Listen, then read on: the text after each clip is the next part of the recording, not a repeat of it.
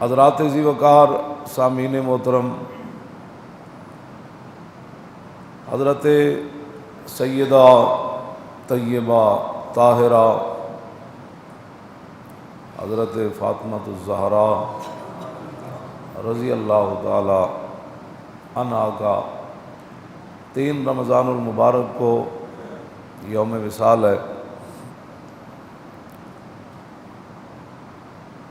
آپ نے ہر چیز نے نبی علیہ الصلوۃ والسلام کے ظاہری دنیا سے تشریف لے جانے پر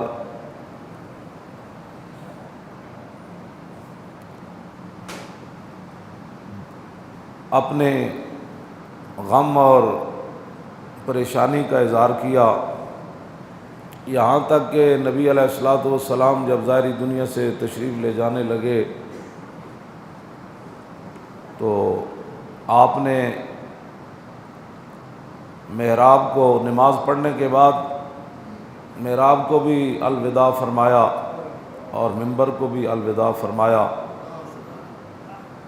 تو محراب شریف بھی رونے لگ گیا اور آپ کا منبر مبارک کی لکڑیاں بھی رونے لگ گئیں، اور یہ آواز صحابہ اکرام نے خود سنی۔ ہمارے بزرگوں نے لکھا کہ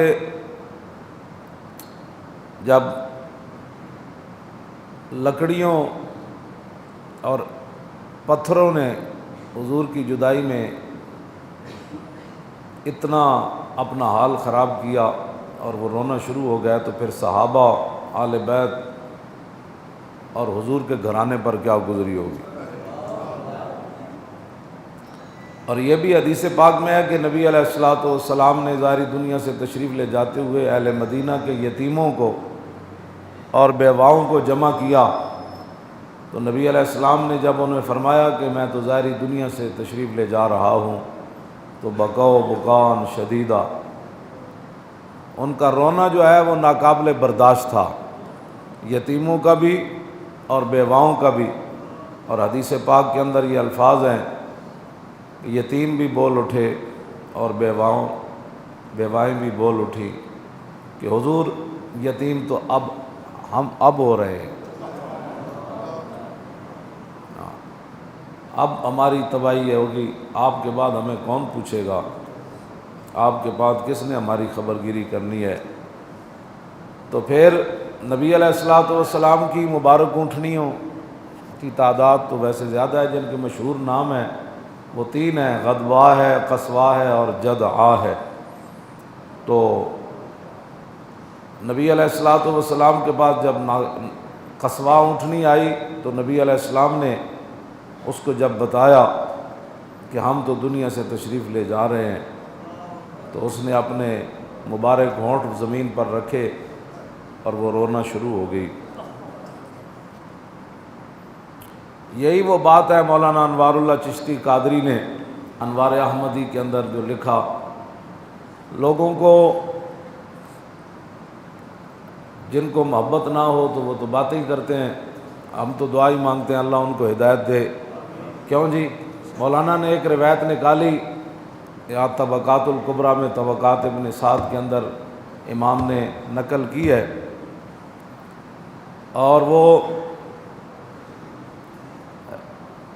رات تراویحوں کے بعد یہ روایت پڑھ کے ہمیں پتہ بھی نہیں چلا، وہ 3 بج گئے، بس اسی میں ہم بیٹھے رہے، اسی کے اندر سوچتے رہے کہ ہم نے حضور سے کیا پیار کیا، جس کے پاس چند ٹکے آ جائیں، جس کے پاس حکومتیں آ جائیں، جو کونسلر بن جائے، یا وہ ایک اچھا سا گھر بنا لے، تو اس کو حضور کی شان کا پتہ ہی نہیں ہوتا۔ عمر بن عبدالعزیز آپ جانتے ہیں کہ یہ اہل سنت و جماعت کے نزدیک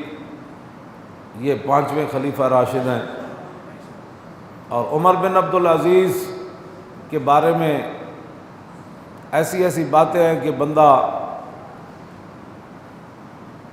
تصور نہیں کر سکتا کہ ایک مسلمان حکمران جو ہے، وہ کہتے ہیں کہ عمر بن عبدالعزیز کا دنیا سے جانا اور کوئی بیماری نہیں تھی، حکیم کہتے تھے ان کی ہر چیز ٹھیک ہے، لیکن خوف خدا اور حضور کی امت کا انہیں غم اتنا ہے کہ اب یہ بچ نہیں سکتے۔ عمر بن عبدالعزیز اتنا آپ کے دل میں خوف خدا تھا، پڑھ کے بندہ حیران ہوتا ہے کہ سرکاری ایک مہینہ آپ کے خدام نے سرکاری حمام سے پانی، گرم پانی سے آپ کو وضو کروایا، تو آپ نے پوچھا کہ یہ پانی کہاں سے لاتے ہو؟ کہا وہ سرکاری حمام سے۔ تو آپ نے پھر اس کی قیمت ادا کی، اس کی قیمت ادا کی۔ اس لیے اسلام کسی کو بارے میں نہیں ہے، نہ کسی نے بیان کیا کسی عمر بن عبدالعزیز کا، بس انہوں نے کرامتیں چار بزرگوں کی سنا کر ساری زندگی اسلام کو اسی کے ارد گرد رکھا۔ ہاں، حضرت عمر کی بھی جو دور خلافت بیان کرتے ہیں نا، وہ بطور کرامت بیان کرتے ہیں، یہ نہیں کہ حضرت ایسے سیاست ہو سکتی ہے، ایسی حکومتیں ہو سکتی ہیں۔ مولوی ایک دو جی حضرت عمر ڈنڈا مارے تھے زمین رک گئی، بس یہ دو چار خط والا واقعہ، کہ نہ کدی نہ اس نظریے نہ حضرت عمر دی سیرت بیان کی تھی کہ اسی بھی حضور دا دین تخت تے لیانا ہے، نہ بالکل ہے، میں تو سچی بات کر رہا۔ ہاں جی عمر بن عبدالعزیز بیمار ہون تے آپ دا سالے جڑے مسلمہ بن عبد الملک وہ آئے، اپنی انہاں دی ہمشیرہ فاطمہ وہ بادشاہ دی دھی آپ دے نکاح وچ سی، تے وہ آئے کہنے لگے عمر بن عبدالعزیز اتنے دن بیمار رہن تے انہاں دا کرتا بدل دیو، اج بڑے بڑے وزیراں ملن آنا ہے، بڑے بڑی دنیا ملن آنا ہے انہاں دی تیمارداری واسطے۔ تے آپ دی ہمشیرہ وہ مسلمہ دی ہمشیرہ چپ رہی ہیں، انہیں کہا آپ سمجھ نہیں رہی کہ اپنے شوہر کے کپڑے بدلو، اس کا کرتا بدلو عمر بن عبدالعزیز کا، تو پھر وہ چپ رہی۔ تو اس نے کہا آپ کو میری بات نہیں سمجھ آ رہی؟ تو آپ کی بیوی بادشاہ کی بیٹی نے کہا اتنے تو جناب شادیاں ہو جانا بڑے خاندان دی جی آ کے اگلے نو کنگال کر دے دیا، جے کسی غریب آدمی دی وڈے جگہ شادی ہو جائے تو وہ تو تانے دے دے کہ طلاقاں لے جب تک نہیں رہدیاں باز نہیں آتی، انہاں دی عیاشیاں پوریاں نہیں ہوندیاں، انہاں دے میک اپ ہی پورے نہیں ہوندے، انہاں دے کپڑے ہی پورے نہیں ہوندے، انہاں دی شابگاں ہی پوریاں نہیں ہوندیاں، انہاں دی لپسٹکاں ہی پوریاں نہیں ہوندیاں، انہاں دی خواہشات ہی پوریاں نہیں ہوندیاں۔ ارے عورتوں پتہ ہونا چاہیے کہ نبی علیہ السلام نے فرمایا میں جنت دے دروازے ہوتے امیراں تے عورتوں روکیا ویکھیا۔ آج 50 تولے سونے تے پاندے ہو دھیاں نو، لیکن ادا زکوٰۃ کنے دینی؟ دوسرا سوال ہے کہ 50 تولے کمائے کتھوں نے؟ میرے آقا نے فرمایا اللہ کے ہاں قیامت والے دن بدترین بندہ وہ ہوگا کہ جس نے کسی کی دنیا کی خاطر اپنی آخرت برباد کر،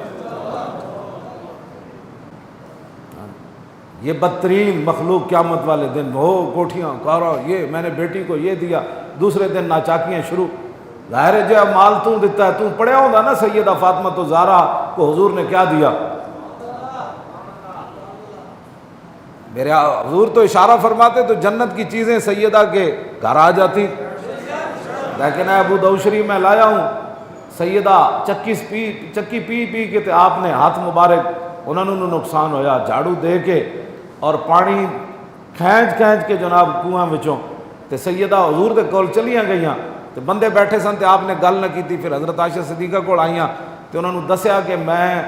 کوئی غلام آئے ہوئے تے لونڈیاں حضور کول تے میں آئی سی کہ مدد واسطے کہ حضور میں نے کوئی لونڈی دے دین، کوئی خادم دے دین، باہروں پانی بھر کے لے آوے، کوئی لونڈی دین، گھر دے کم کاج کرن۔